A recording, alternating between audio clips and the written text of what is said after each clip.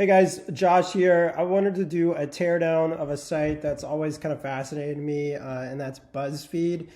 Kind of an unusual place maybe to break down from a SEO and content marketing perspective, but I just think their opportunity is fascinating, and I've just always enjoyed what they've done from a media point of view. But from an SEO point of view, they're kind of frustrating, and that's in my very, very humble opinion.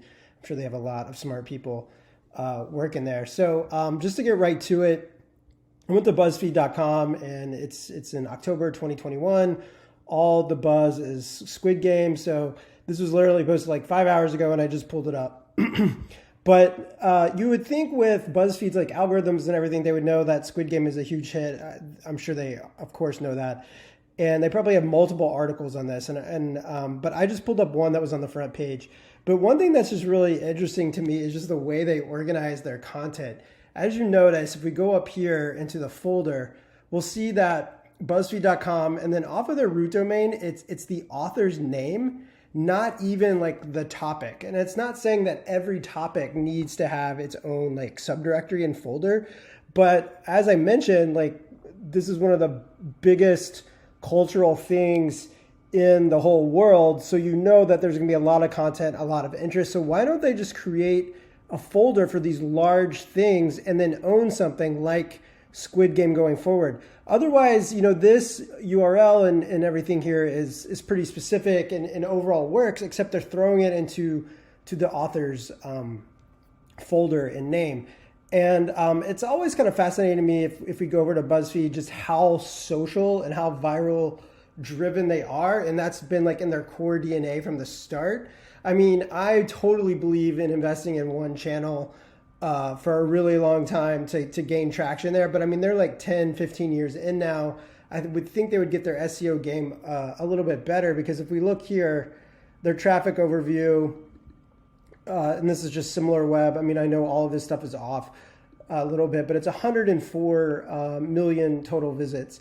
But if you go over and just look at Ahrefs, notice the organic keywords is 11.5 million for only 15.1 million traffic. So just some quick math. What is that? Just like 10% of their traffic is organic. That's just kind of nuts to me. I feel like they're leaving a lot on the table by kind of splicing or not splicing and not using, I should say, their kind of these key categories that they have. Because if we go in here and look at their organic keywords, loading, a lot of it is driven by brand. So their top things are driven by quizzes, of course, big thing. Look, they have a subdirectory for quizzes. Kim Kardashian, of course, a huge one, deserves her own folder. Nope, still the author's name for this one SNL dinner. Harry Potter, another huge cultural touchdown. Go over here, look at the URL. Nope, still the author's name. The only thing they have a subdirectory for is quizzes. That just seems ridiculous to me. Here's another Harry Potter thing, Hogwarts House Quiz. Again, the author's name. And then BuzzFeed anime, another huge topic. Again, the author's name. So I think the opportunity here that I'm like just somebody clawing at is, why don't they own some of these words and compete with Wikipedia for a lot of this like top shelf space? So if we just type in like Friends TV show, for instance, Wikipedia is going to be number 1. IMDb is going to be number 2. Friends fandom is there. TBS, of course, is there because they used to be there for a long time. But why isn't BuzzFeed there? If we type in Friends TV show BuzzFeed, I'm sure they have lots of content. And I guess I could have pulled up Harry Potter or something like that. But overall point here, as we're running out of time, Loom, you know how they have that countdown timer.